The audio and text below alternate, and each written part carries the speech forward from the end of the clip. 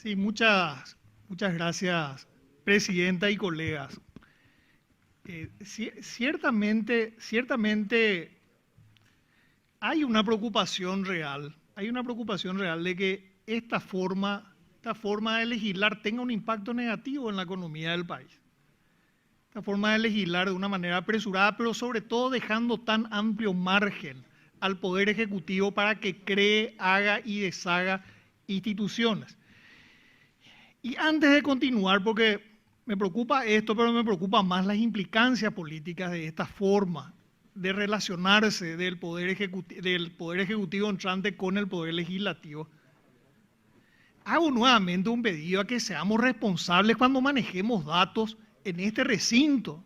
Yo escuché en estos días que el gobierno de la Alianza, presidido por Fernando Lugo, y en la última parte por Federico Franco, creó 70.000 cargos.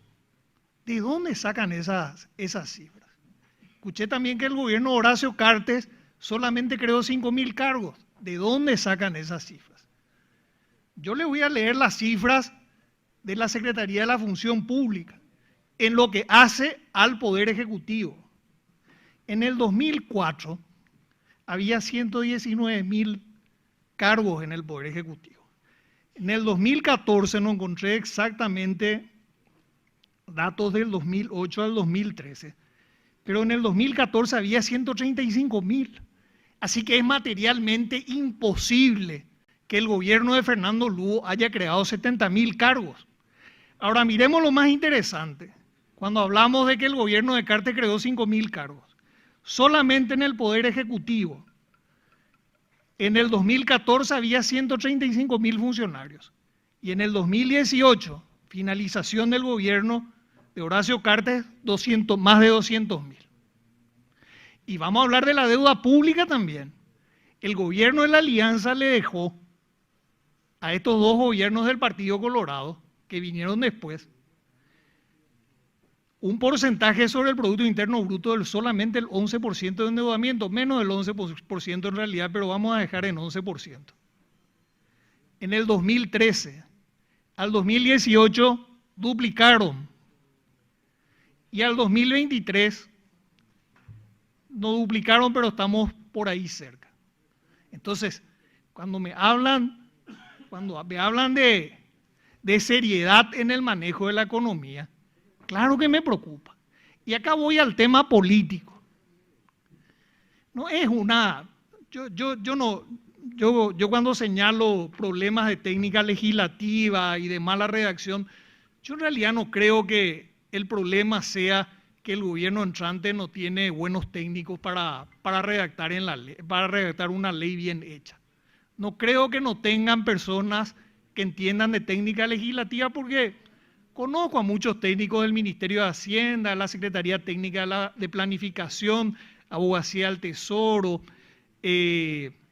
Secretaría de la Función Pública, varios colegas abogados que trabajan en esas dependencias son muy aptos para el cargo, están muy bien formados, están muy actualizados en todas estas materias. Entonces yo no creo que acá tengamos, probablemente el problema de recursos humanos tengamos acá que alegremente se toma lo que viene y se firma lo que viene y no se analiza. No es tampoco un problema de recursos humanos porque hay buenos técnicos en las comisiones dictaminantes, sencillamente creo que no se les hizo caso, pero probablemente acá sí estamos con algún problema en el nivel político. Pero no en el Estado paraguayo. El Estado paraguayo tiene técnicos muy bien formados, tiene juristas muy bien formados, tiene economistas muy bien formados.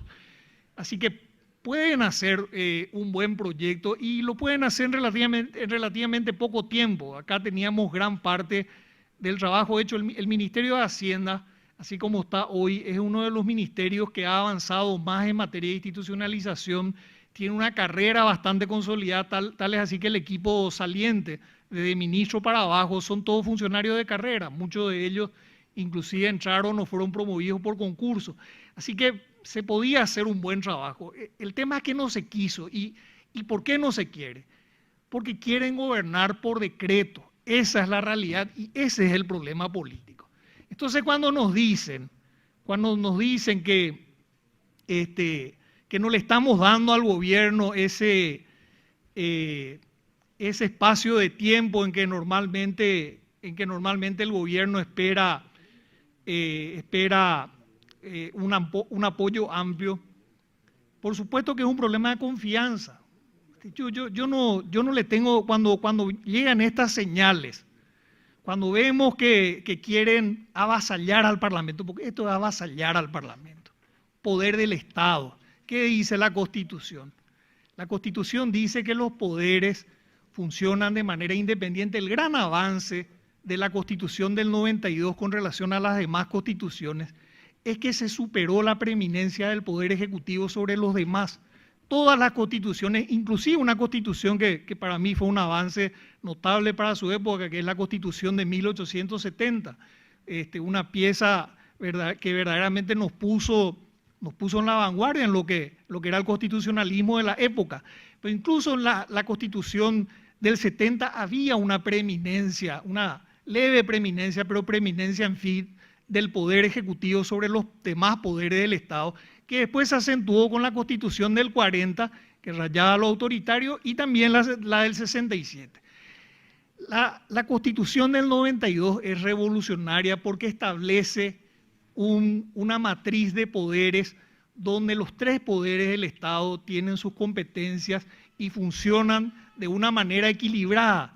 Y la Constitución prohíbe expresamente a cada poder del Estado atribuir a otros poderes competencias que no le corresponden. Y eso es lo que está haciendo el Congreso. No solamente el Congreso renuncia a sus potestades, sino que está actuando de forma constitucional porque le da al Poder Ejecutivo funciones que no le correspondan.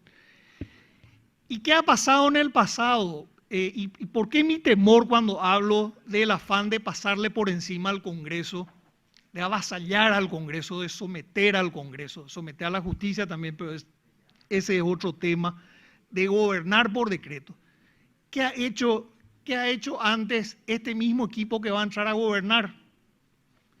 Hicieron una reforma de la función pública, hicieron la matriz salarial sin una ley marco, metieron por la vía de la ley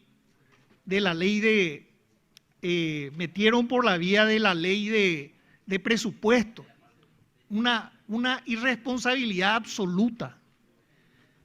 Endeudaron al país con una sentencia de la Corte Suprema de Justicia, con una acción de inconstitucionalidad, asumieron una deuda de $500 millones sin que haya sido aprobado por el Parlamento. La competencia en materia presupuestaria y de deuda se remonta a la Carta Magna, 8 siglos atrás. Y acá se pasaron por encima, 8 siglos de historia constitucional se pasaron por encima. Entonces, por supuesto que a mí me preocupa la institucionalidad. Me preocupa que se mienta. Cuando se manejan los números de una manera irresponsable, porque pretenden convertir a este recinto, a la Cámara de Senadores, que siempre ha sido una figura señera en la institucionalidad de nuestro país, en la frágil institucionalidad que aún tenemos, ha sido una figura señera, y pretenden convertir a este Senado en un antro para la desinformación, para propagar informaciones que no son tales, para desinformar a la población. Fíjense lo grave que es eso, apostar a tener una población desinformada, que se crea datos que no son tales. Entonces, hay algunos que vamos a defender la institucionalidad, vamos a defender a este Congreso, vamos a defender la verdad, vamos a compartir con nuestros compatriotas datos reales y vamos a combatir firmemente la desinformación. Y vamos a combatir todo intento por quebrantar el principio republicano de la división y equilibrio de poderes en la República del Paraguay. Muchas gracias, presidente y colegas.